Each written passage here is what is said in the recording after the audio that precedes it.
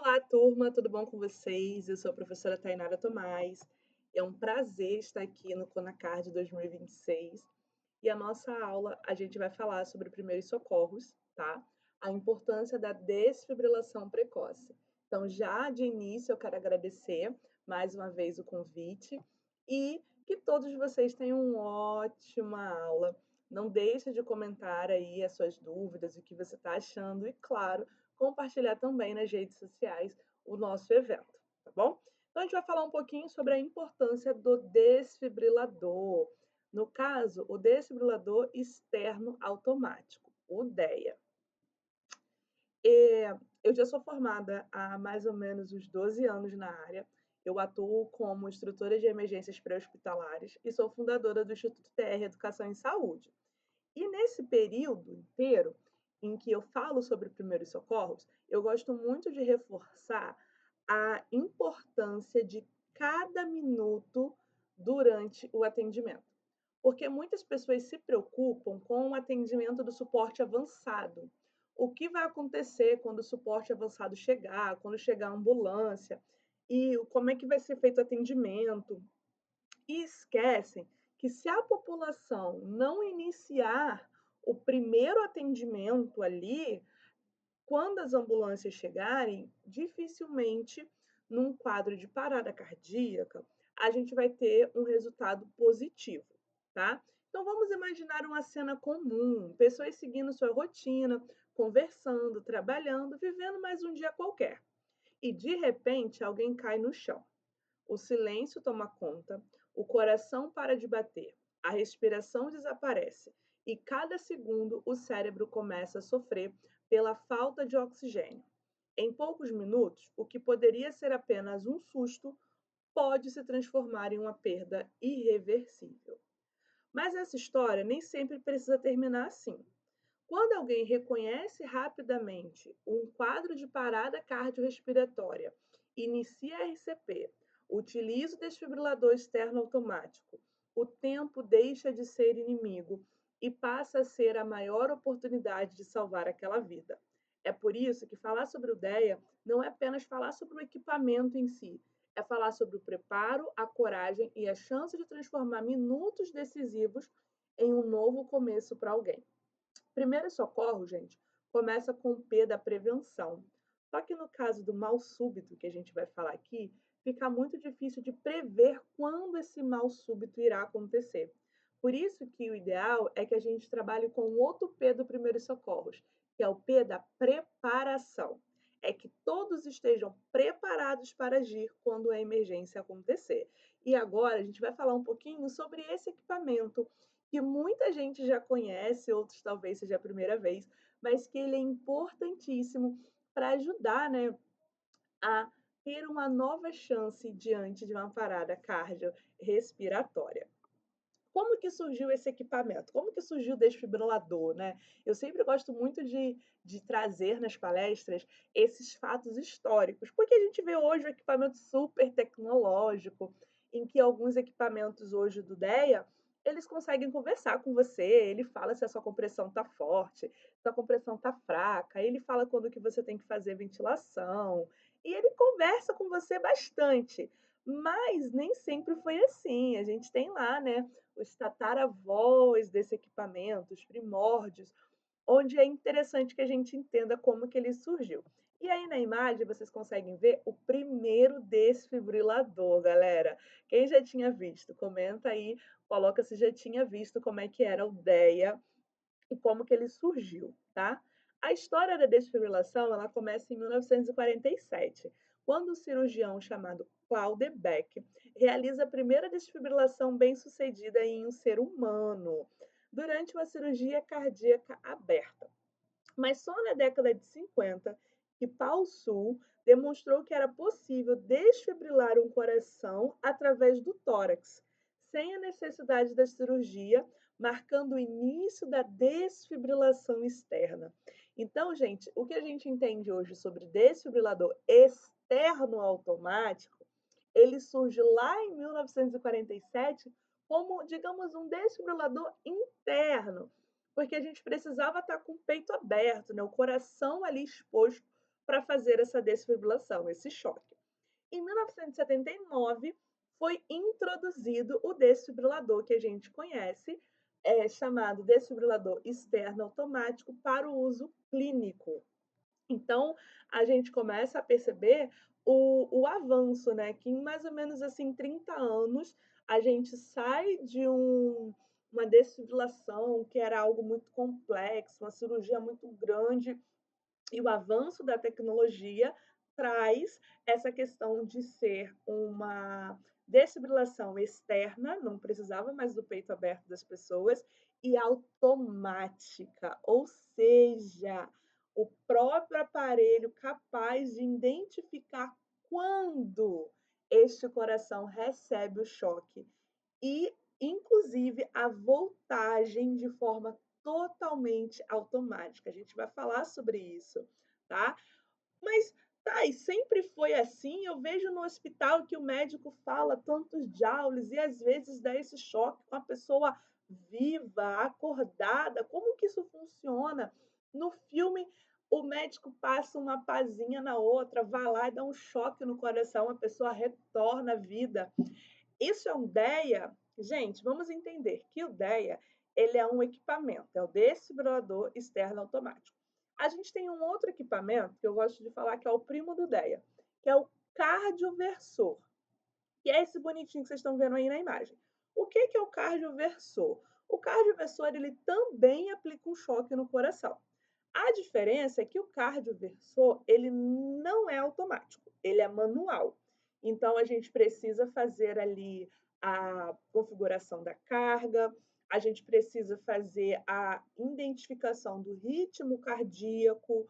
Então, o médico ele vai identificar o ponto exato do ritmo cardíaco para fazer a aplicação do choque, mesmo o choque sendo aplicado no mesmo local aonde o DEA está. Então, a gente faz uma analogia que o DEA ele é um GPS. Então, ele sozinho, ele vai analisar a situação daquele coração. Se esse coração precisa ou não receber essa descarga elétrica, e automaticamente ele vai dar o passo a passo para que quem esteja manuseando consiga fazer. Como, Thay? Apertando o botão. Ele é simples. O cardioversor é como pilotar um avião. Ele exige muito conhecimento técnico para que a pessoa seja capaz de interpretar o ritmo cardíaco, decidir qual a terapia adequada e executar cada etapa do procedimento. Apesar deles serem bem parecidos, o DEA ele é feito para qualquer pessoa utilizar. Já o cardioversor ele é um equipamento restrito de uso médico. Então você não vai ver um cardioversor espalhado pelo mercado, aeroporto, não. Você vai ver o DEA, que ele é feito para todo mundo. Eu costumo falar que o DEA é feito para leigos, tá? E justamente essa é a sua informação principal. O DEA, ele é o único equipamento da área da saúde projetado para ser utilizado por qualquer pessoa. Ele não permite que o choque seja aplicado se o ritmo cardíaco não indicar uma desfibrilação. Como assim? A gente vai falar um pouquinho daqui a pouco sobre os ritmos cardíacos.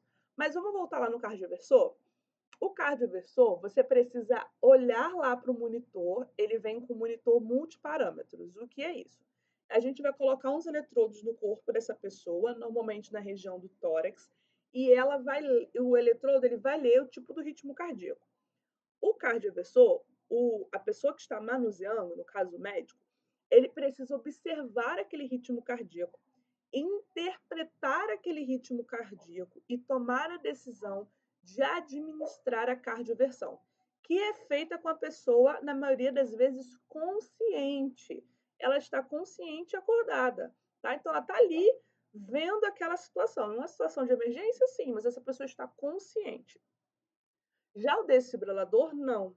Uma vez que a gente coloca os eletrodos do desfibrilador no tórax da vítima, ele sozinho faz essa análise.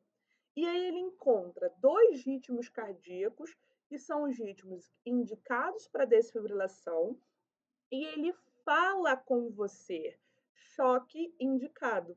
E aí, neste momento, ele vai dando passo a passo para que você realize essa essa técnica. E que ela é muito simples. Eu trouxe um vídeo para a gente comentar, em que o equipamento, ele conversa com você. Então tá, e se ele é um equipamento feito para leigos, ele conversa comigo, qualquer pessoa pode usar, mesmo que nunca tenha visto um desfibrilador?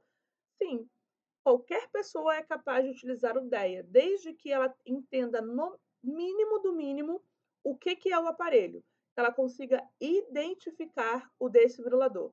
Se ela conseguir identificar o desfibrilador no cenário, ela é capaz de utilizar mesmo que ela não tenha nenhum conhecimento na área da saúde. Porque o equipamento DEA, ele foi feito para isso. Ele foi projetado para que leigos, quando a gente fala leigos, são as pessoas que não são da área da saúde, o seu José da padaria, a tia Ana da escolinha, qualquer pessoa é capaz de utilizar. E aí eu trouxe duas informações muito importantes que em programas estruturados com RCP e IDEA realizados por leigos, os estudos demonstraram uma taxa de sobrevivência que pode chegar a 85% quando o atendimento ocorre de forma precoce. Esse dado, gente, foi da última atualização da American Heart Cruz Vermelha, feita no final do ano passado, tá? O que seria um atendimento precoce? De acordo com a American Heart, um atendimento precoce ali seria em torno de 4 a 5 minutos a utilização do DEA. Por isso que aqui hoje no Brasil, a gente tem diversas legislações que falam sobre a obrigatoriedade do DEA em espaços públicos, como, por exemplo, locais com circulação maior de 1.500 pessoas, shoppings, hipermercados, academias, locais em que estão mais propensos as pessoas sofrerem um mal súbito.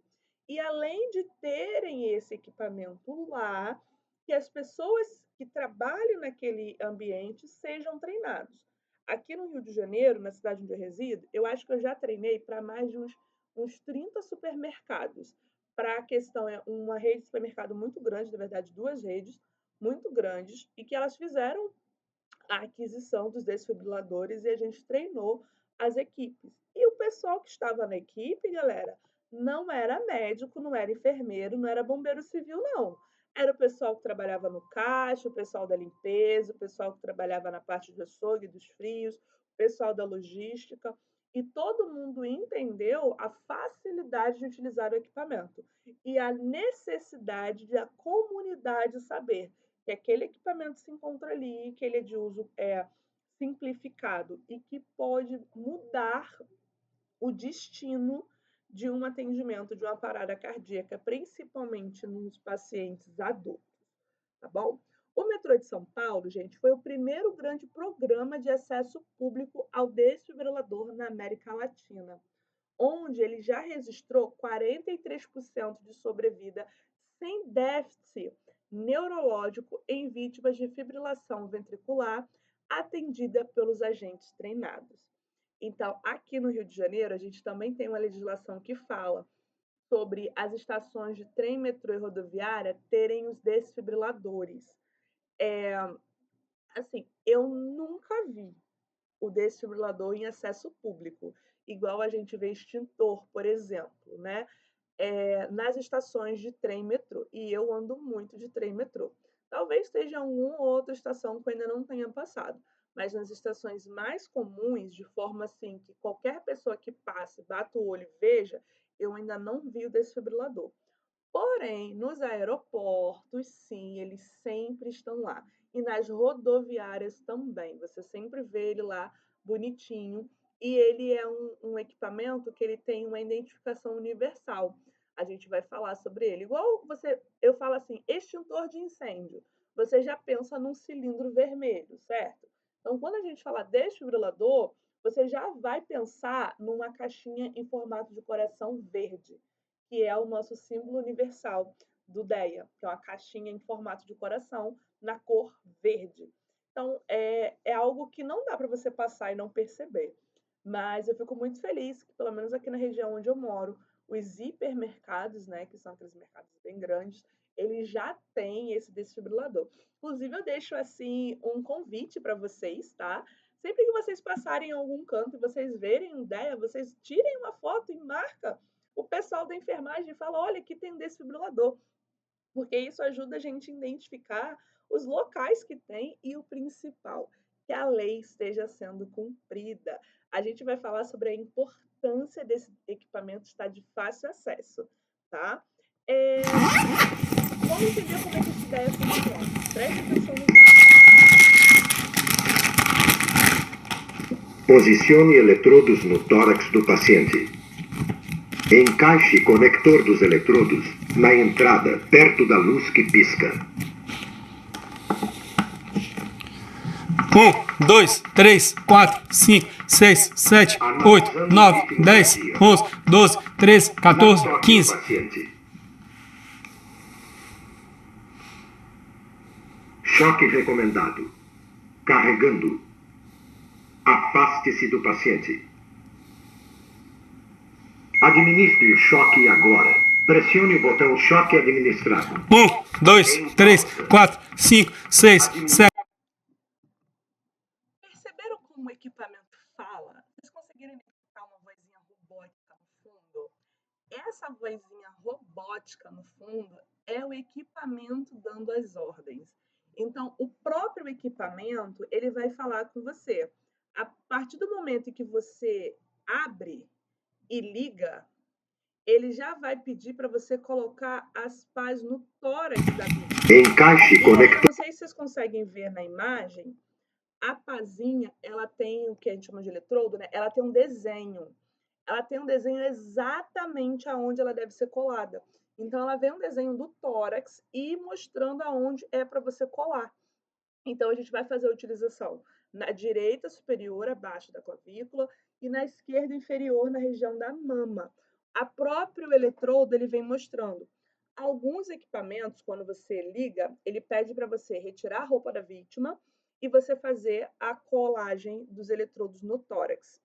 Quais são os detalhes que a gente precisa ficar atento? Esse tórax, ele não pode ser muito peludo. Por quê? O eletrodo, ele é como se fosse uma fita durex. Ele precisa fazer o contato direto com a pele. Então, se o tórax for muito peludo, não vai fazer esse contato. E aí, no kit do desfibrilador, ele vem uma lâmina de barbear. E aí você consegue remover o excesso de pelo da região onde você vai colar. Outro detalhe que a gente precisa ter em mente é que o DEA, ele não pode ser colocado em cima do marca-passo. Então, se você abrir assim a roupa da pessoa, né? Você tirou a blusa da pessoa, não precisa tirar tudo, você levantou a blusa. Você viu um marca-passo, você vai colocar embaixo do marca-passo, tá? Então, se o marca-passo está ali na região da clavícula, você vai colocar abaixo do marca-passo, certo? Pontos que vocês sempre perguntam. O DEA é seguro para gestante? Vai dar o choque na gestante no bebê? O choque em gestantes é seguro, assim como o choque no paciente afogado. Qual é o detalhe? Normalmente, o afogado, o DEA não vai falar choque indicado. E não é porque o corpo dele está molhado, não. É porque a condição do afogamento não leva o coração a um ritmo cardíaco que gere a necessidade da desfibrilação. Na gestante, a gente já vai ter dois pontos. Primeiro, que não é algo comum a gestante evoluir para parada cardíaca. E quando a gestante evolui para parada cardíaca, não é comum que essa parada seja em um ritmo chocável.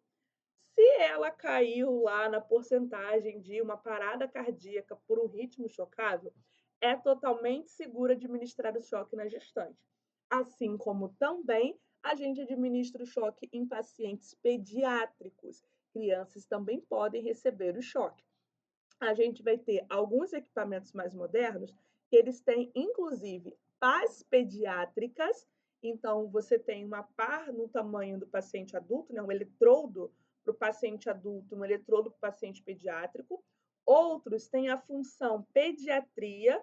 Quando você liga, ele pergunta se o paciente é adulto ou criança, para que você aperte o botão de adulto ou criança, para que justamente ele ajuste a voltagem do choque. Professora, caiu uma criança na minha frente. no mercado.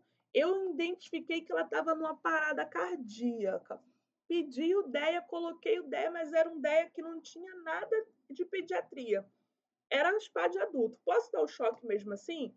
Pode. E dificilmente retorna. A parada cardíaca na pediatria, ela vai falar choque indicado. Pode ser que seja? Pode, mas é mais provável que o aparelho fale choque não indicado. E não é porque é uma criança, e sim por a condição que levou à parada cardíaca. Inclusive, a gente vai falar um pouco sobre isso. O que são os ritmos chocáveis? Como é que esse aparelho ele consegue identificar quando ele tem que dar choque e quando ele tem que falar que não, choque não indicado? O DEA ele faz a leitura elétrica do coração. O aparelho, fica aí comigo, hein? Ele não faz o seu coração voltar a bater, como você viu nos filmes. O equipamento ele faz o seu coração parar de bater. Professora, deu um bug. Como assim ele não faz o meu coração voltar a bater? Eu sempre vi no filme uma linha reta lá, a gente dá um choque, o coração volta. Não é isso que o DEA faz. O DEA, ele vai ler esses ritmos cardíacos que vocês estão vendo aqui, tá? Aqui, ó, esses ritmos cardíacos, e ele vai ver qual desses ritmos é uma desordem elétrica. E na desordem, a gente reinicia o coração. Como assim? A taquicardia ventricular sem pulso e a fibrilação ventricular são dois ritmos em que o coração está com batimento totalmente desordenado e que o choque é necessário para desligar este batimento e o coração conseguir retomar o seu batimento ok, batimento fisiológico, através ali da compressão e tudo mais. Quando o desfibrilador faz a leitura do coração e ele encontra lá em cima, ó, lá em cima, atividade elétrica sem pulso, esse traçado muito comum do eletrocardiograma, ele fala choque não indicado. Por quê? Porque a atividade elétrica está normal, o coração está batendo normal. Professora, mas você está falando para mim que está sem pulso. Como isso pode acontecer?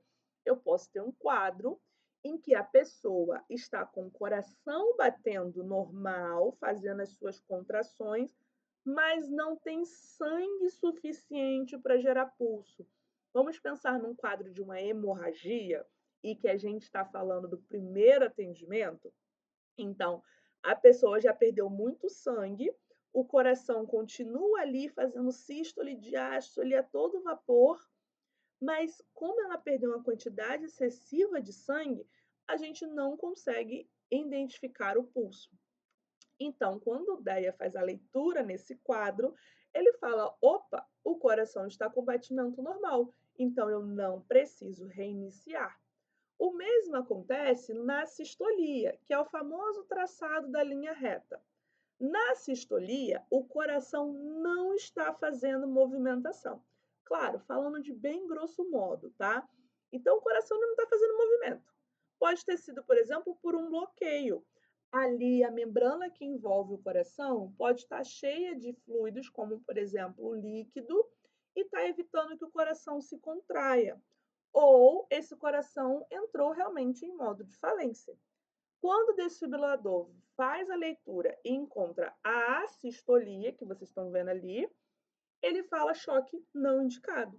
Por quê? Porque não tem ritmo para ele poder organizar. Então, se não tem nenhum tipo de batimento, ele vai parar esse coração para quê?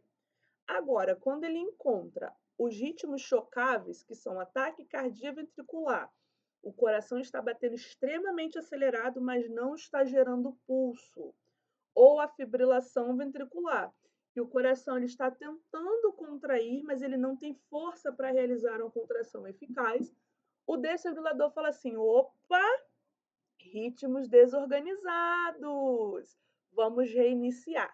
E por isso que ele pede que todos se afastem, porque se você estiver bonito, encostado durante a desfibrilação, duas pessoas vão tomar o choque, a vítima e você, Por isso que um dos cuidados é ouça bem os comandos do equipamento.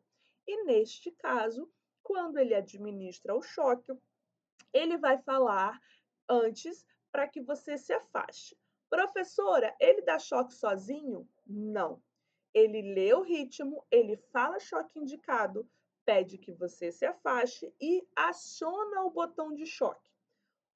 Lembra do vídeo que a gente viu? Um botão fica piscando, tem um desenho de um raio e ele só administra o choque quando você aperta.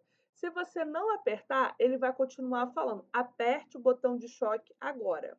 Aperte o botão de choque agora.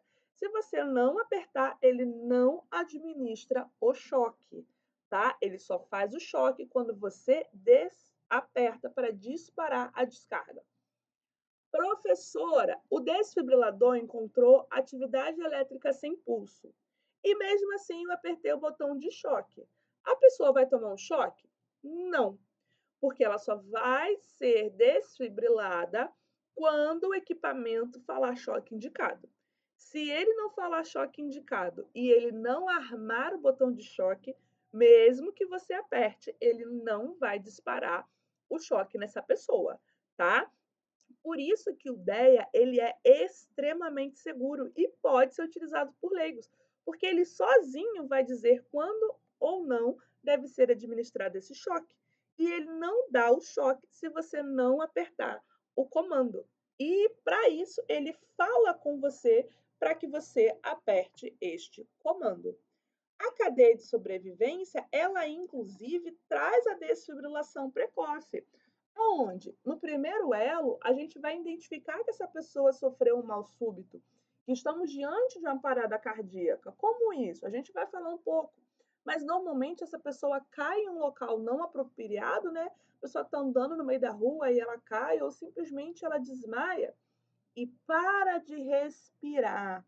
Em primeiros socorros, quando eu tenho uma pessoa que está desmaiada e não respira, a gente já subentende que ela está em parada cardíaca e inicia o processo de reanimação. Então, se eu tenho uma pessoa desmaiada, eu vou tocá-la nos ombros e vou chamar: Fulano, Fulano. Se ela não faz nenhuma resposta e eu olho para o tórax e não vejo movimento de respiração, ou uma respiração agônica, que é uma respiração em que ela mexe a bochecha, mas ela não tem movimento de tórax, que a gente na área da saúde conhece muito como gasping, eu já inicio as manobras de RCP, que é fazer compressões de alta qualidade, o nosso segundo elo, e o terceiro, que é a desfibrilação precoce. Quanto menos tempo eu tiver entre o acionamento do socorro e a desfibrilação, maiores são as chances de recuperação. Por isso que a gente pede que o equipamento ele esteja em locais públicos, de fácil acesso. Porque, pensa comigo, o DEA está dentro da ambulância. Tá, as ambulâncias são equipadas com esse equipamento. Só que como é que uma ambulância vai chegar no local da ocorrência em menos de 5 minutos? Em menos de 10 minutos? Dificilmente isso vai acontecer. Então, quando ele está disposto, né, exposto, na verdade, em locais públicos, a própria população pode começar esse atendimento, até porque o desfibrilador auxilia a manobra de RCP. Ele fala para você comprimir, ele fala alguns equipamentos, né, alguns modelos, a hora que você tem que ventilar essa pessoa, se você tem que comprimir mais forte ou mais devagar. Então, ele ajuda a organizar o cenário da desfibrilação. Então, é muito importante. Porque o mal súbito, ele acontece com muita frequência, galera. A cada 90 segundos, uma pessoa morre no Brasil vítima de doenças cardiovasculares, em destaque para o infarto e o AVC, de acordo com a Sociedade Brasileira de Cardiologia. E o mal súbito, ele vai gerar uma parada cardíaca. E na maioria das vezes, essa parada cardíaca vai com os ritmos chocáveis, que é a fibrilação ventricular e ataque cardíaco ventricular. Então, essa perda inesperada de uma consciência, geralmente associada à parada cardíaca, ela pode ser revertida se as pessoas conseguirem identificar que não é um desmaio. Como? Quando eu olho, chamo, essa pessoa não responde e eu observo que ela não respira. Se ela não responde, ela não respira, ela está possivelmente em parada cardíaca, é o momento de eu iniciar a RCP. E se eu tiver um desfibrilador próximo e conseguir utilizá-lo quanto antes, eu tenho maiores chances de reversão. Porque quanto mais precoce a desfibrilação, maior a chance de reverter esse quadro. Então, a gente vai entender que infartos e AVCs são muito comuns. De acordo com a Sociedade Brasileira de Cardiologia, a cada 90 segundos uma pessoa vem a óbito por doenças cardiovasculares e a utilização do desfibrilador pode dar uma chance de sobrevida para essa pessoa. No corpo, o que acontece quando ele fica sem oxigênio? O músculo cardíaco, quando ele deixa de receber oxigênio, a atividade elétrica dele se torna desorganizada e por isso ele pode evoluir para uma fibrilação, que a desfibrilação consegue resolver, ou evoluir para a sistolia, e aí não tem mais o que fazer, o corpo realmente vem a falecer. Já o nosso cérebro, ele é um órgão que recebe e consome muito oxigênio. Cerca de 20% do nosso oxigênio é consumido pelo cérebro. Com 10 segundos sem receber oxigênio, a gente já desmaia e perde a consciência. De 3 a 5 minutos sem receber oxigênio nesse cérebro, a gente já inicia lesões cerebrais. E acima de 10 minutos sem receber oxigênio, é quase que danos irreversíveis. E como que esse oxigênio vai chegar lá em cima? Com duas coisas. A primeira delas é você fazendo compressão, que você vai fazer mecanicamente a função de bombear o sangue nesta pessoa, e a segunda é conseguindo utilizar o desfibrilador, porque o desfibrilador ele vai reorganizar o ritmo cardíaco e a pessoa sai do quadro de parada cardíaca. Mas não é só o coração e o cérebro, os pulmões também sofrem pela falta de oxigênio. Mesmo eles sendo os órgãos que contêm essa oxigenação, sem a circulação a contínua, o oxigênio não consegue nutrir o pulmão e isso faz com que o pulmão não nutrido ele não consiga enviar o oxigênio para dentro da corrente sanguínea para que os outros órgãos recebam essa oxigenação. Então, quando a gente fala de um quadro de mal súbito, que a pessoa desmaia e para de respirar, o coração, o cérebro e o pulmão eles começam a ser afetados a partir de 10 segundos daquela situação. Então, quanto antes as pessoas fizerem a RCP e o quanto antes elas conseguirem utilizar o desfibrilador, maiores são as chances de reversão e principalmente chances de reversão sem sequelas, porque o corpo ele vai ficar menos tempo sem a oxigenação. Gente, eu acredito que vocês também chegaram a essa conclusão que o DEA ele salva vidas. Ele é a combinação perfeita entre o reconhecimento precoce, as compressões de alta qualidade e o uso imediato do equipamento. Quando a gente combina esses três fatores, com certeza a gente está dando muitas chances dessa pessoa sobreviver, dessa pessoa ter uma nova chance. Então, além da gente reforçar que as pessoas consigam identificar o que é uma parada cardíaca, qual é a diferença de parada cardíaca para o desmaio, saber fazer um RCP de alta qualidade, é importante que a gente também reforce a necessidade desse equipamento disponível em locais públicos e que as pessoas saibam manusear.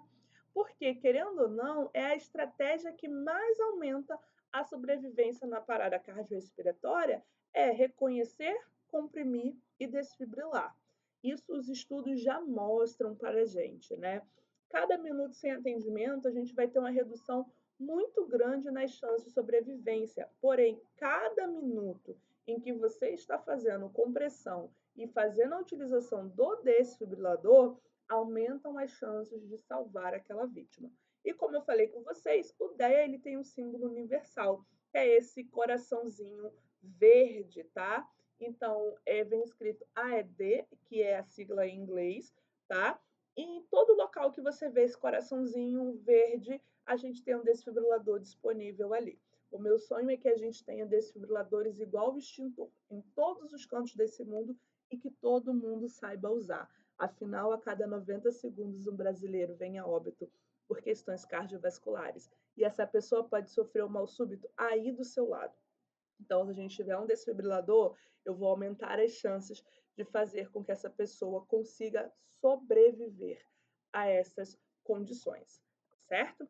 Gente, eu fico por aqui. Espero que vocês tenham gostado da nossa aula.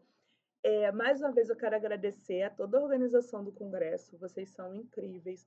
Obrigada de novo pelo convite. Espero que eu tenha atingido aí, né, as expectativas sobre o nosso conteúdo e faço um convite para você que está me assistindo. Se você quiser aprender mais sobre primeiros socorros, me segue lá na minha página do Instagram, @prof.tainara.tomás. Inclusive, se você vê um desfibrilador por aí, tira uma foto e me marca lá no Instagram, que eu adoro saber onde tem desfibriladores, tá certo? Galera, ó, muitíssimo obrigado. Ótimo congresso para todo mundo. Continuem assistindo porque tem muito conteúdo bacana e, claro, deixa aí o seu comentário do que você achou da nossa aula. Vejo vocês em um outro momento. Um grande beijo e até mais.